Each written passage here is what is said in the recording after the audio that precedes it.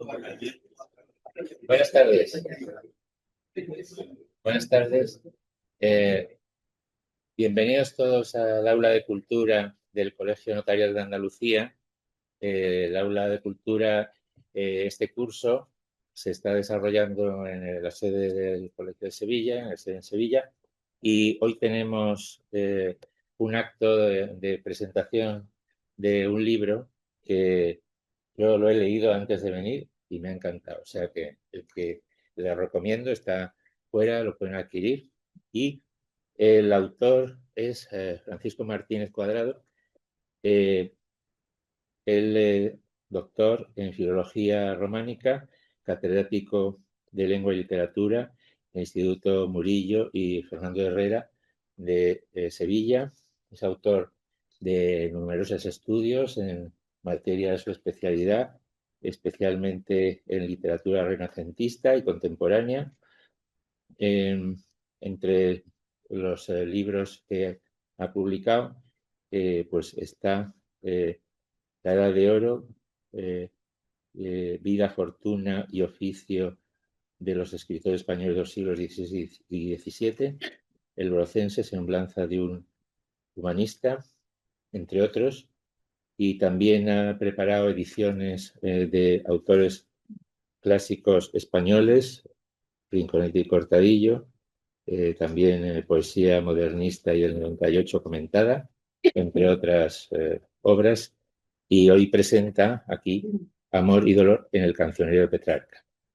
Y va a hacer la presentación del libro don Jacobo Cortines, admirado por todos y al que prácticamente no hay que presentar. Es un poeta, es un ensayista, traductor, editor, actualmente el mayor especialista vivo en la obra de Petrarca, además de traductor de toda su obra. Las traducciones que figuran en el libro son suyas y la verdad que es precioso. O sea, es el típico libro de que yo no me hubiera comprado a priori y, sin embargo, leyendo este libro quizá pues sea el próximo que me compre. Entonces voy a dar paso primero a Jacobo. Sí. ¿Se oye? Sí. En primer lugar, buenas tardes a todos y encantado de estar aquí en el Colegio Notarial para presentar este magnífico ensayo sobre Petrarca, Amor y Dolor en el Cancionero de Petrarca, que es algo más que amor y dolor, se habla de otras muchas cosas. Ya como se ha dicho, Francisco Cuadrado, Paco Cuadrado, ha sido un magnífico profesor de catedrático de instituto, con numerosos libros sobre el siglo de oro, y yo le recomendaría especialmente este que se ha mencionado de el siglo de oro, de La Edad de Oro, Vida, Fortuna y Oficio de los escritores españoles en el siglo XVI y XVII. Son muchísimas curiosidades. Es un libro que faltaba, porque realmente una visión tan completa del siglo de oro no es fácil de hacer, y aquí está hecho con una claridad extraordinaria. Esta vez, sin embargo, el autor se ha centrado en Petrarca, se ha centrado en una lectura muy personal, muy interesante sobre el amor y el dolor en el Cancionero de Petrarca. Y no solo de amor y dolor en el Cancionero, como reza con notable modestia su título, se habla en este ensayo sobre el lírico de Arezzo, sino que su autor, el culto y riguroso doctor en filología románica y catedrático jubilado de lengua y literatura de los institutos Murillo y Fernando Herrera, Francisco Martínez Cuadrado, aborda multitud de aspectos de la muy compleja personalidad de Petrarca. Petrarca es un personaje, escritor complejísimo, sobre el que se ha escrito muchísimo y sobre el que él, el propio Petrarca, ha escrito sobre sí mismo. Hay un libro fundamental de Francisco Rico del año 74, publicado en Padua, Vida u obra de Petrarca, en el sentido que Petrarca inventa su propio personaje y su propia vida. Petrarca es el protohumanista que dio un gran salto en su tiempo y se convirtió en el primer intelectual en un sentido moderno y el que enseñó a amar y cantar líricamente a generaciones durante siglos, y aún lo sigue haciendo, aunque en renovadas direcciones. Recuerden ustedes que Petrarca nace en 1304 y muere en 1374. Amor y dolor en el cancionero, sí, pero además, según palabra del autor, seguir a Francesco en todos los vericuetos de su laberinto es la verdadera aventura del lector del cancionero. Esto es muy importante, ese laberinto humano y sentimental de Petrarca. Y bien que cumple esa misión el estudioso con una minuciosidad digna de elogio, pues los laberintos petrarquistas están llenos de lúcidas y sutiles contradicciones. Para ello, el autor se sirve de una bibliografía muy completa y muy bien manejada. No lo ha podido manejar todavía porque ha salido posteriormente. Y lo diría aquí no, porque tenía mucho interés ver qué dice Eduardo Prieto. No sé si nos ha dicho ya en otras ocasiones, pero en fin, la curiosidad me priva. La bibliografía, digo, utiliza el monumental epistolario en latín, traducido por Francisco Socas, que son 4 tomos en El Acantilado, que es una obra verdaderamente monumental. Barcelona, Acantilado, 2004 volúmenes. Y los últimos 4 estudios de Francisco Rico, Petrarca, poeta, pensador y personaje. Barcelona, Arpa, en 2024. Se sirve también, evidentemente, de las traducciones y especialmente en lo que figura, los versos que figuran en su ensayo, son los versos que yo traduje y que están publicados en Cátedra y en Editorial Nacional. Por otra parte, y esto es lo más importante, el doctor Cuadrado confiesa respecto al cancionero la emoción, el calor y hasta la pasión que supone el encuentro con un libro de estas características. A partir del siglo XX, y más en la actualidad, en lo que llevamos de siglo, la crítica suele diferenciar al hombre Francesco Petrarca del sujeto lírico que habla en los poemas, ya que no todo tiene una base biográfica. Y se esgrime el famoso concepto de Pessoa o poeta en fingidor. Y el caso de Petrarca es paradigmático. De sobras es conocido el afán de gloria del poeta en vida con su famosa coronación como poeta laureado en el Capitolio de Roma el 8 de abril de 1341, que apenas había escrito nada, pero ya el ansia de gloria y de fama de Petrarca le lleva a la coronación en el Capitolio. Bien, y esto se refleja muy bien en las cartas. Ya entre algunos de sus contemporáneos se puso en duda la pasión amorosa de Petrarca, expresada con tanta intensidad en el cancionero. Entre ellos, nada más y nada menos que su íntimo amigo Giovanni Colonna, obispo de Lombez, que no creía en la existencia de Laura, pero al que el poeta desmiente enumerando los síntomas de su enfermedad amorosa. Cuando le dice que la palidez que tiene, lo amarillo que está, lo delgado, la falta de apetito, que no son otros síntomas que los codificados en la aegritudo amoris medieval, o sea, la enfermedad de amor de la Edad Media. Lo que hace aún más sospechoso su capacidad de fingir. Y el otro era Giovanni Boccaccio, que consideraba a Laura como una alegoría del laurel poético, según se lee en la biografía latina de su amigo y maestro. Pero Petrarca desmintió a todos los que dudaban de la existencia de Laura. Cuando a raíz de la muerte de la amada puso en uno de los márgenes del Código Ambrosiano una nota manuscrita en la que se lee que Laura, cito textualmente, murió en el mismo mes de abril, el mismo día sexto, a la misma hora del año 1348. Me parece esto un poco casualidad, de que muera el mismo día que la conoció, a la misma hora y el mismo 21 años después. La teatral colocación en la guarda del manuscrito de Virgilio que poseía el poeta era, según Francisco Rico, un guiño a la posteridad para ofrecer la versión oficial de su gran pasión amorosa, iniciada 21 años antes, cuando conoció a Laura, otro 6 de abril de 1327, en la iglesia de Santa Clara de Aviñón. Modernamente, un reconocido estudioso de Petrarca, como Giuseppe Pilanovich, ha negado con rotundidad la existencia de Laura. Esta nunca existió y no fue más que fábula del gran mitógrafo. En esa línea, aunque con matizaciones, figuran otros ilustres estudiosos, como pueden consultarse en el apartado bibliográfico de este magnífico libro. Pero frente a estos negacionistas, ya desde antiguo hubo quienes defendieron la existencia de la amada, proponiéndole nombre y apellido, siendo la mayor candidata Laura de Noves, nacida en 1310 y residente en Aviñón tras su matrimonio con Hugo de Sade. No deja de ser también contradictorio esta Laura tan idealizada que sea un antecedente del Marqués de Sade. Nuestro garcilaso visitó su tumba ya en el siglo XVIII, en el siglo XVI. No, perdón, Garcilaso visitó su tumba y en el siglo XVIII, como nos cuenta Francisco Cuadrado, el abad Jacques de Sade investigó sobre su antepasada y envió su libro a Voltaire. Voltaire que le respondió, que, cito textualmente, que no creía en absoluto que Petrarca fuera tan tonto como para amar 20 años a una ingrata, ya que el poeta reconocía que la amó durante 21 años en vida y 10 tras su muerte. ¿Qué hubo de verdad o de ficción en todo esto? Lo resuelve muy bien, a mi parecer, don Antonio Machado, cuando escribe en otras canciones a Guiomar. Todo amor es fantasía. Él inventa el año, el día, la hora y su melodía. Inventa el amante y más. La amada no prueba nada contra el amor que la amada no haya existido jamás.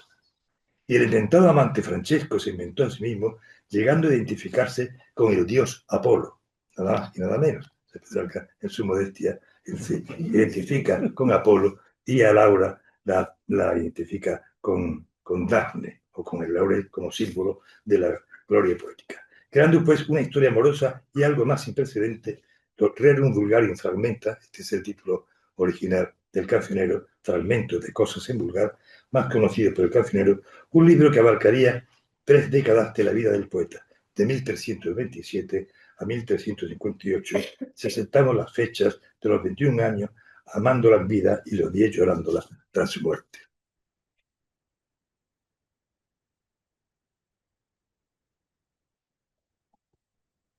Petrarca dice que conoció a Laura el 6 de abril de 1327, un Viernes Santo, en la iglesia de Santa Clara de Aviñón, haciendo coincidir su pasión amorosa con el dolor de los cristianos por la muerte de Cristo. Otra muestra de la humildad de Petrarca.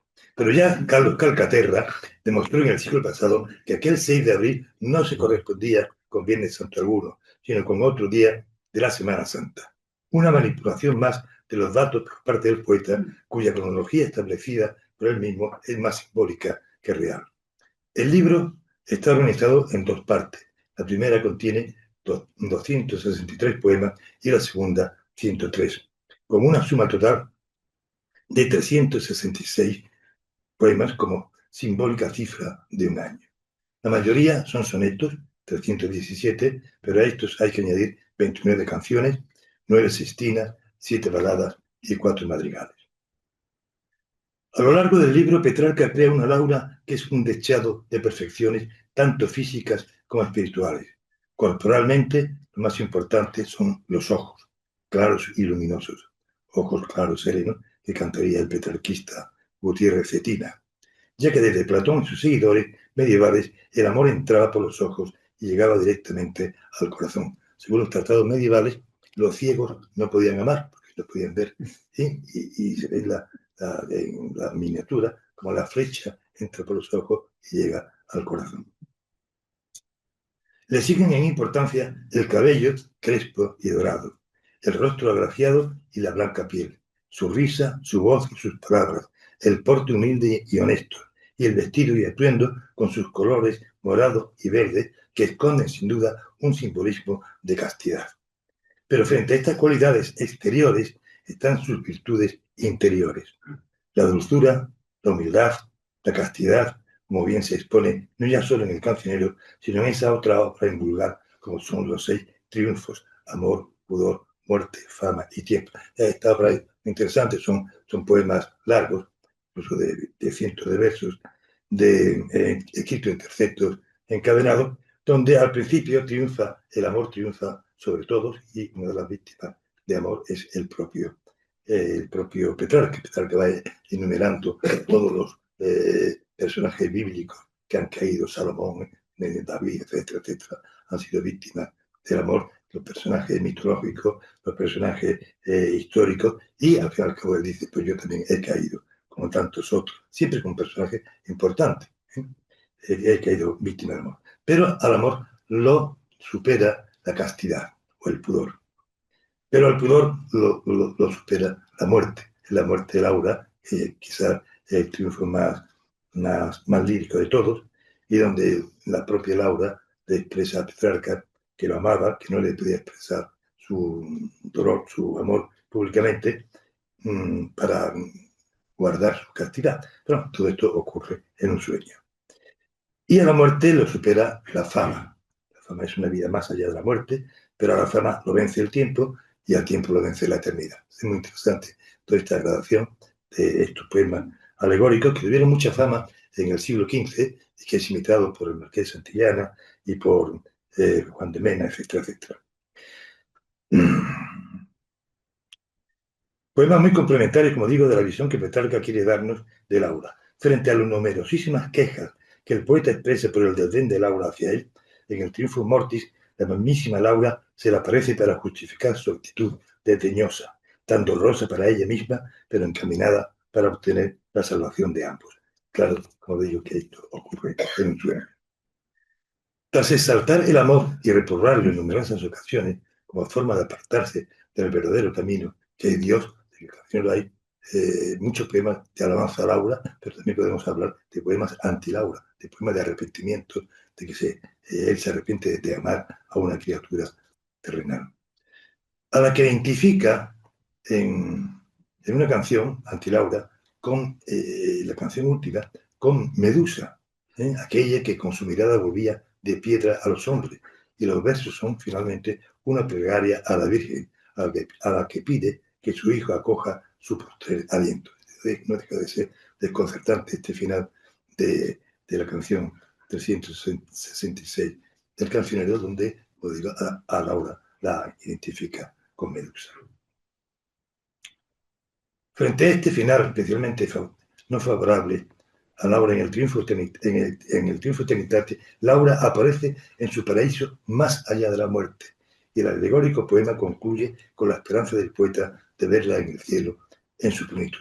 En el Triunfo de la Eternidad sí aparece esa Laura exaltada, y si fue feliz de verla en la tierra, más feliz será al verla en el cielo. Hay otros textos de Petrarca que son fundamentales para llegar a una mayor comprensión de la relación amorosa de Francesco-Laura, como es El Secreto, escrito entre 1347 y 1353. Es un diálogo del poeta con su alter ego, San Agustín, o sea, consigo mismo, en el que su alter ego le recrimina su amor por un ser que se deteriora por el paso del tiempo y sus numerosos partos. También muchas cartas de su riquísimo epistolario aportan interesantes datos sobre la vida amorosa del escritor. El cancionero tuvo varias redacciones, hasta la definitiva, que muestra el Códice Vaticano de 1195. En la segunda redacción, 1348-1350, ya sí figuraba el soneto «Voi che ascoltate in rima sparse il suono, vosotros que escucháis en suerte rima, el que con broso son que me nutría en el juvenil error», en fin, donde era en parte otro el que soy, etcétera, etcétera. Y que se arrepiente de haber amado a una. Es un soneto prólogo donde el poeta se presenta como antiejemplo. Se arrepiente de haber seguido su juvenil error, su pasión amorosa, y reconoce que cuanto agrada al mundo es breve sueño, como reza el verso final. Pero no fue esta desengañada visión la que se impuso como lectura para los numerosos seguidores que tuvo Petrarca a raíz de la edición veneciana que realizó Pietro Bembo en 1500, y que convirtió el libro en la Biblia de los enamorados. Bembo, en su concepción de lo que debía ser la lengua literaria italiana, propuso a Petrarca, tanto por el contenido temático como por los aspectos formales, como el modelo a imitar. Y muy pronto el cantor de Laura traspasó esa frontera lingüística para erigirse en el modelo de los poetas renacentistas de Europa, dando lugar a ese fenómeno cultural conocido bajo el nombre de petrarquismo. Ha sido el único poeta que ha creado ese movimiento petrarquista que ha durado varios siglos y que incluso perdura. En España, como sabemos, vino de la mano de Oscar Garcilaso y se prolongó en el barroco, entre otros, con Lope, Góngora y Quevedo, aunque en esto se observe también una tendencia antipetrarquista en sus composiciones poéticas. Del cancionero se leyó más el lado amoroso que el penitencial. El amor por Laura, expresado tan conmovedoramente y bellamente, le servía a sus múltiples seguidores de guía para la expresión de sus propios sentimientos. Los petrarquistas creían en la verdad de la historia amorosa. Y esta lectura es la que ha querido hacer Francisco Cuadrado cuando confiesa, cito textualmente, entre un Petrarca perpetuo fingidor y pertinaz en sus fabulaciones y el poeta que depura y hasta exagera sus emociones, escojo al segundo. Y me parece muy bien. Pero como decía al comienzo, no solo el amor y dolor se habla en el estudio del doctor Cuadrado, sino que se abordan otros temas, otros vericuetos de la vida u obra de Francesco Petrarca. Así, el paisaje, como él inaugura una nueva sensibilidad ante la naturaleza que superaba los manidos tópicos medievales. Las excelencias de la vida solitaria, la amistad, la fugacidad del tiempo, la deuda con la antigüedad, Cicerón y San Agustín principalmente. El Petrarca político, enemigo de las guerras civiles de la nobleza, la canción Italia mía, que termina con la paz, la paz, la paz, yo voy buscando entre las familias nobles que estaban en guerra civil. Enemigo de las guerras civiles de la nobleza y seguidor del tribuno Cola de Rienzo, que intentó restablecer la República Romana. Es decir, que Petrarca de pronto cambia y de servir a los grandes señores italianos se pasa a este tribuno Cola de Rienzo, que luego fue linchado por el pueblo. Y este personaje es el que Wagner se inspira para su ópera Rienzi. Y el Petrarca partidario de la vuelta del papado a Roma frente a la corrupta Aviñón. Aviñón la dice textualmente la puta desvergonzada, así llama Aviñón Petrarca. Deseo que por muy pocos años no vio coronado. Muchos temas y vericuetos que conducen a conocer mejor al autor del Cancionero. Libro que más allá de consideraciones técnicas, el ensayista ha querido rescatar la emoción poética y humana de esta rima y transmitirla a sus lectores y no como venerable reliquia. No lo presente como una obra del pasado, sino presentarlo con todo el valor, con toda la emoción. Y yo como lector me consta que lo ha conseguido plenamente.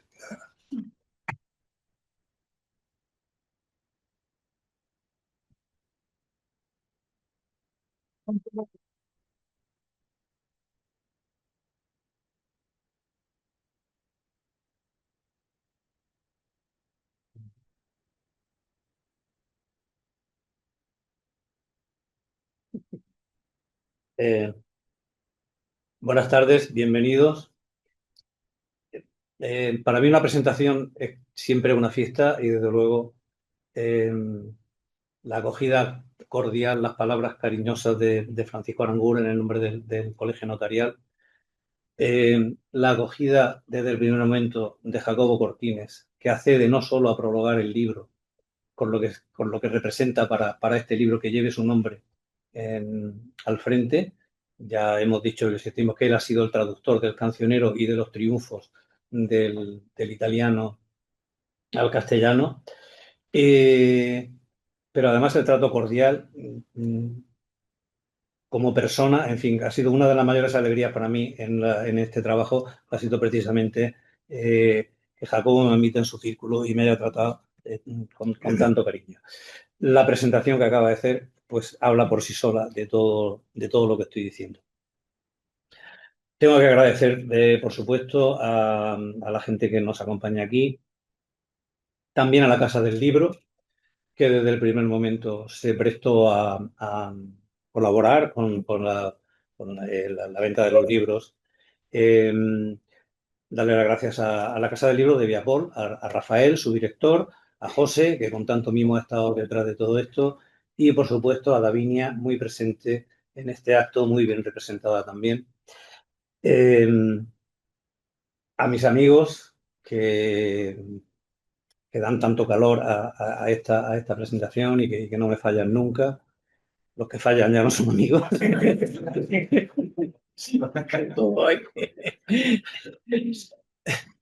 A mi familia, la de Sevilla, la que ha venido de fuera, desafiando las comunicaciones de este país, y por supuesto al público general, que a lo mejor tenía otra cosa mejor que hacer en esta tarde primaveral. Muchas gracias a todos. Habéis convertido esto en una verdadera fiesta y yo me siento realmente muy, muy feliz y muy orgulloso. Solo por eso merece la pena tomarse la molestia de escribir un libro. Desde que fue tomando cuerpo la redacción de este cancionero de Petrarca, yo abrigué la idea de que el lugar ideal para presentarlo sería precisamente el colegio notarial. El colegio notarial. La primera vez que yo lo pisé fue en un acto solemne, cuando Marta Fajardo, mi antigua alumna, pues de las 6 invitaciones que tenía, reservó una para su antiguo profesor del Murillo. Digo antiguo, no digo viejo, ¿vale? Aparte, en los últimos tiempos el colegio ha dedicado una especial atención a eventos literarios y ello gracias a la buena gestión y al amor a las letras de don Francisco Aranguren, que además de notario es escritor y es un verdadero apasionado de las letras, de las buenas letras. Yo le agradezco su acogida, sus cariñosas palabras también al principio del acto. Y luego fueron las gestiones de otra notaria, de mi querida amiga Carmen Martínez, la mejor embajadora que podía haber tenido el libro, las que terminaron de hacer posible que el acto se haya celebrado en este local. Vaya mi agradecimiento a todos ellos. Una de las cosas que descubrí mientras estudiaba el cancionero de Petrarca, la figura de Petrarca, es la importancia que tuvieron los juristas y especialmente los notarios en el nacimiento del humanismo a finales del siglo XIII y en el siglo XIV. La devoción por las letras latinas y su estudio son hijos del redescubrimiento del derecho romano en las universidades italianas tardomedievales. Hay un libro de Joaquín Garrido, aquí presente, que habla también de eso. Por ello, los primeros humanistas no fueron gramáticos, sino hombres de leyes, jueces, doctores en derecho y muy especialmente notarios, como Lobato Lobati o Albertino Musato, que escribió la primera tragedia a la manera senequista, la primera tragedia clásica, digamos, después de la desaparición de la cultura del Bajo Imperio Romano. Petrarca, además, fue hijo de notario. Estudió Derecho, primero en Montpellier, estaban exiliados ellos en la Provenza, luego en Bolonia, como todo el mundo sabe, era la cumbre de los estudios jurídicos y latinos, para seguir el oficio familiar, aunque luego él no siguió otro rumbo. Prefirió la carrera eclesiástica, por eso le dejaba más tiempo para lo que realmente le interesaba, que era el estudio y la escritura. Su profesor de latín, con Benévolo de Prato, era también un notario, y él se refiere siempre a la figura de ese preceptor como la persona que le despertó el amor hacia la cultura latina. Así que seguro que él estaría muy, muy cómodo también y muy a gusto en este ilustre colegio que nos ha acogido tan cariñosamente. El propósito de este libro ha sido hacer una lectura comprensiva y al mismo tiempo emotiva del cancionero. Para lo primero me he servido, desde luego, de la filología, pero el trabajo filológico queda como sustrato del libro. Aflora en las notas, en las referencias bibliográficas, porque mi intención no era hacer un trabajo erudito ni para filólogos, sino acercar el cancionero de Petrarca a un público culto e interesado, sí, pero no especialista. En definitiva, no escribir una tesis doctoral, que ya la hice y fue muy aburrida en su día, sino un ensayo en el que me permito un estilo más fluido y llevadero, por lo menos espero que así haya sido, algunas digresiones aclaratorias para dar contexto a los versos comentados y en el que vuelco también mi propia y subjetiva opinión de los problemas que plantea, sin adulterar nunca la explicación objetiva de su contenido. Entender la poesía de Petrarca no es fácil, ni siquiera para los italianos. Escribe en toscano del siglo XIV y su estilo es francamente conceptista. El concepto busca siempre el juego de palabras, la idea sublime, matizada, en una sintaxis a veces complicada. Por fortuna, el lector español cuenta con un instrumento imprescindible, la edición bilingüe de Jacobo Cortines. Yo mismo no me hubiera atrevido a abordar este trabajo sin la existencia de esta traducción que es difícilmente mejorable. Y no lo digo porque esté delante, pero tampoco voy a dejar de decirlo porque esté delante. El verso italiano se permite licencias poéticas, en especial supresión de sílabas iniciales o finales, que chocan frecuentemente con la prosodia española. Estas dificultades se solventan en la edición española de Jacobo Cortines. Excelente poeta, pero músico también. Su endecasílabo transmite la musicalidad y la serena gravedad que caracteriza a este método. Y en cuanto al conceptismo petrarquista, las frases más enrevesadas del original italiano encuentran acomodo en una sintaxis castellana más clara e inteligible, pero siempre respetuosa con el sentido del original. Fidelidad que le lleva a prescindir de la rima para no forzar la traducción. De este modo, el lector español puede abordar el desafío que supone el enfrentamiento a este extenso poemario con seguro placer intelectual y artístico.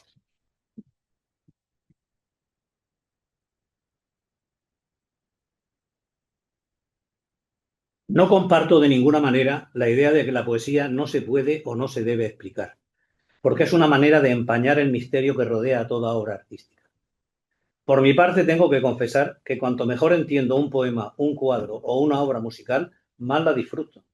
Y lejos de alejarme, creo estar más cerca de su verdadero misterio, si es que queremos llamar así a la inefable experiencia, mezcla de fruición y melancolía que supone la percepción de la obra artística.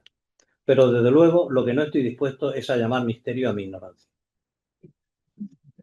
En realidad, Petrarca es el primer comentador de sí mismo, y en su Epistolarium, en el Secretum y en los Triunfos ofrece datos y versiones complementarias y a menudo contradictorias de su amor por Laura, tal como la presenta en el Cancionero. Se ha referido a ello Jacobo en la presentación. A ellos hemos recurrido para tratar de entender mejor sus rimas amorosas. En los Triunfos, el amor por Laura se presenta todavía más idealizado que en el Cancionero, sin las aflicciones y arrepentimientos que aparecen en este. Allí podemos contemplar en todo su esplendor la resurrección de Laura y su paraíso, tan diferente del de Dante. Por cierto, que en este viaje que hemos hecho por catedrales góticas hace poco, claro, hay un poema, de los poemas de la Escrito sin Morte, cuando habla de la, y sobre todo en los triunfos, en el triunfo de la eternidad, cuando habla de la resurrección de Laura, que dice que resucitará en todo su esplendor físico. Y entonces, leyendo el libro de Milmal sobre el arte del siglo XIII en Francia, pues me he enterado que la teoría que circulaba en la Edad Media es que la gente en la resurrección resucitaban, se hubieran muerto, a la edad que se hubieran muerto, todos resucitaban a los 30 años. Sí, y además, en todo su esplendor, tenían 7 virtudes físicas y 7 virtudes morales, entonces eran todos guapísimos, porque cada uno a una manera diferente, según como hubieran sido en vida, pues creo que la teoría es de Honorato de Autun, pero me parece que pasa a Santo Tomás, etc. Y me hubiera gustado saberlo antes de escribir el libro, porque cobran más sentido esas expresiones que tiene de si feliz fue quien la vio en la tierra, que más como sea quien la vuelva a ver en el cielo. Porque es una resurrección real, como la que defiende el cristianismo, no una resurrección simbólica. Bueno, pues perdón por la digresión, sigo. Por el contrario, en el Secretum, Petrarca, desdoblado en un Francesco que es el mismo y un Agostino que representa a San Agustín, pero que evidentemente, como ha dicho Jacobo, es también el mismo porque San Agustín llevaba 1000 años muerto, hace una feroz crítica de su amor por Laura, de los años que ha perdido en una relación estéril, de cómo ese amor terrenal y profano lo apartó del amor de Dios, que es el único importante para un cristiano, y hasta la belleza de Laura, indiscutible en el Cancionero, se presenta estragada por el paso de los años y sus numerosos partos. Es realmente insólito contemplar semejante autocrítica en un autor del siglo XIV, ni siquiera en uno del XXI. Y es verdad que se acusa mucho a Petrarca, y con razón, bueno, de crearse una imagen enaltecida de lo que ha comentado antes Jacobo, su obsesión por la corona de laurel, su carta a la posteridad. Y sin embargo, ese mismo hombre es capaz de hacer una autocrítica realmente feroz del amor que luego canta en Exaltados Versos y que sigue cantando después de escribir El Secreto muchos años más, tanto en el Cancionero como en los Triunfos. La comprensión del Cancionero, pues ya he dicho que mi primer propósito era una lectura comprensiva, requiere también conocimientos de la tradición poética de la que se nutre. No son los mismos los usos y teorías del amor en el siglo de Petrarca que en el actual. Hay una modernidad en Petrarca que solo podemos apreciar si sabemos de dónde viene y qué es lo que toma, lo que rechaza y lo que modifica de su herencia. Hijo del amor cortés y del dolce stil novo, su poesía da un paso adelante, precisamente el que conduce de la Edad Media al Renacimiento, que será ya inequívocamente petrarquista en los grandes poetas de los siglos XVI y XVII, desde Garcilaso hasta William Shakespeare. Solo en esa tradición literaria podemos encontrar sentido a ciertas situaciones de la historia de amor que desarrolla el Cancionero. Si entendemos las convenciones del amor cortés, no nos parecerá tan extraño que un clérigo ordenado de menores se enamore de una mujer casada. Casi todos los... No sé por qué se meten con Petrarca con esto, porque también Beatriz era una mujer casada y en el amor cortés siempre la mujer suele ser la señora feudal, etc. Tampoco extrañará que permanezca fiel durante 21 años a una dama que lo rechazó desde el primer momento sin contemplaciones. Dicho non far parola, le dicen. De esto ni Cadellito está más guapo.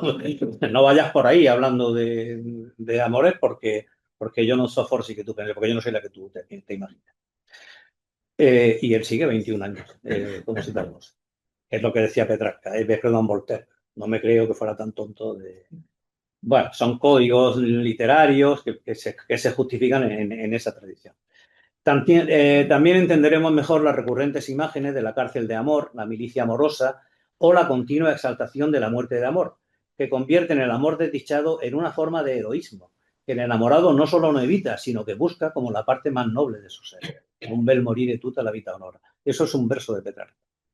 Un bello morir honra toda una vida. Por otra parte, las teorías platónicas nos explican lo que el propio amor tiene de elevación hacia las esferas superiores, pero también cómo el deseo forma parte sustancial de ese sentimiento. Deseo del alma, sí, pero también del cuerpo.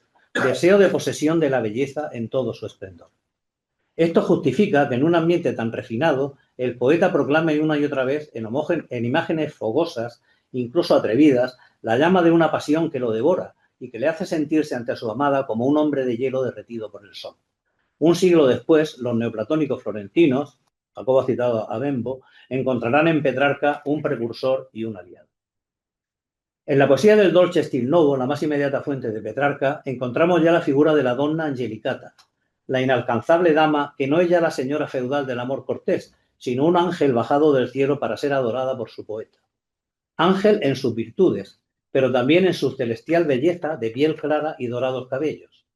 Y en estos mismos poetas, el saludo de la amada se carga de un ritual que porta al caballero no solo la salud del cuerpo, sino la salvación del alma. Il saluto da la salute. Salute significa en italiano tanto salud como salvación. Y algo de eso hay en Bécquer, cuando proclama, hoy la he visto y me he mirado, hoy creo en Dios.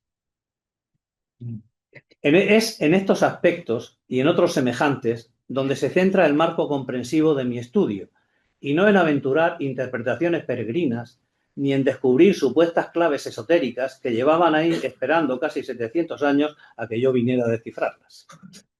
No me creo más listo que Petrarca, ni que sus estudiosos y comentaristas, ni que los lectores a que dirijo este libro. Y no busco, como los alquimistas, llegar a lo oscuro por lo más oscuro.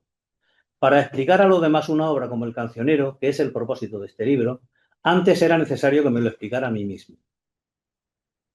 Muchos siglos antes que Wittgenstein, ya Petrarca dejó escrito: solo lo que uno comprende claramente puede expresarlo con claridad. Si lo he conseguido o no, lo juzgará el lector. Solo después de este esfuerzo por entender el texto de Petrarca me ha sido posible lanzarme a esta lectura emotiva, sentimental, si se quiere, de sus rimas, que era el segundo de los propósitos. En definitiva, leer El Cancionero como lo que siempre fue, un libro de amor y no una reliquia filológica. Por eso las dos partes centrales del libro están dedicadas a los dos protagonistas de su historia amorosa, la amada y el enamorado, Laura y Francesco. Para acometer la figura de la amada era necesario, en primer lugar, contestar a la pregunta que ya se hicieron sus contemporáneos de si Laura existió realmente o todo es una fabulación literaria. Es evidente que yo no estoy realmente en condiciones de responder a esta cuestión que ha enfrentado y sigue enfrentando a los más ilustres especialistas en la obra y la persona de Petrarca. Y como ha dicho Jacobo, la crítica contemporánea más bien se inclina por pensar en la fabulación literaria. Es decir, Laura no existió, el poeta es un fingidor, como decía Pessoa. En fin, yo no puedo entrar en esa polémica. No hay que enfrentar, por ejemplo, Vilanovic, que es un gran petrarquista que defiende que Laura no existe, pues Marco Santagata, que es un gran petrarquista, defiende que sí existe. Francisco Rico se inclina también por su no existencia. Yo creo que Jacobo también. Yo no podía entrar en esa polémica, pero como lector tenía que tomar una decisión. Y mi decisión, desde luego, fue creerme todo lo que Petrarca quiso que yo me creyera. Si no, ¿cómo iba a leer eso como un libro de amor? Así es que, pues, lo que Petrarca quiso que me creyera es que existió una dama llamada Laura, de extremada belleza y virtudes, que Francesco la amó con ferviente y constante deseo durante 21 años, pese al rechazo firme de su amada, que lloró con sincero dolor su muerte y que esperaba reencontrarse con ella en el paraíso, y que, como él mismo escribió, «Amor non è che dunque quel que io sento». Si no es amor, ¿qué es lo que siento entonces? El libro se detiene en la belleza de Laura. Petrarca crea un nuevo canon de belleza femenina, a la que ha aludido Jacobo, por tanto, me salto esa parte. Belleza que él nunca pudo disfrutar, pues su honestidad de mujer casada levantó un muro infranqueable ante su insistente enamorado. Una muerte prematura arrebata a Laura de este mundo y deja desolado al poeta. No viví desde entonces solo un día, afirma. Se inicia así la segunda parte del cancionero. Si la primera transcurre e invita di Madonna Laura, esta segunda, In Morte, contiene los poemas más conmovedores del libro.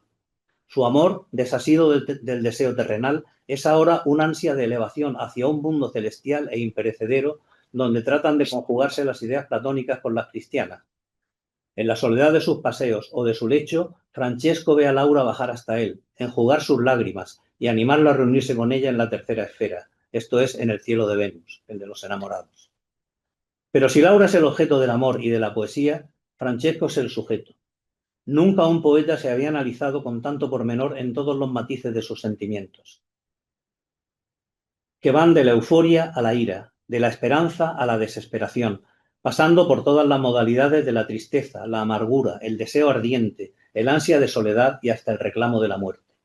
Amor y dolor, en efecto, como reza el título de este ensayo, dulce tormento, paz y guerra, freno y espuela, fuego y hielo, dolor deleitable y viva muerte. Un amor que el propio Petrarca define como un laberinto. En 1327, el día 6 de abril, en la primera hora, entré en el laberinto sin salida. Francesco vive en la pura contradicción, lo que no disminuye su valor, sino que lo hace más cercano, más moderno. Petrarca, afirma Octavio Paz, es el primer poeta moderno, quiero decir, el primero que tiene conciencia de sus contradicciones y el primero que las convierte en sustancia de su poesía. A veces se muestra como enamorado fiel, dispuesto a amar sin esperanza 21 años y a aceptar su destino con el heroísmo de los amadores corteses. Otras, agraviado por la indiferencia de su amada, piensa poner tierra por medio y renunciar a su amor. Detesta al vulgo y al mismo tiempo busca continuamente su aprobación, haciéndose coronar con el laurel de la fama. Petrarca es admirador de Platón, al que pone por encima de todos los filósofos, y de San Agustín, cuyas confesiones fueron su libro de cabecera. Pero las posiciones de ambos ante el amor son antagónicas. Para los platónicos, como hemos visto, el amor y la belleza elevan al enamorado hacia las moradas divinas. Para San Agustín, el amor terrenal es pecaminoso y aparta al hombre del amor a Dios, el único que importa. Y en ese desgarro, que no se solucionará hasta el final del cancionero, se divide el alma del poeta, que, parafraseando a Ovidio, escribe: «Veo lo mejor y a lo peor me aferro». Sabe que debe abandonar la descarriada vida de su amor mundano, pero se resiste a hacerlo.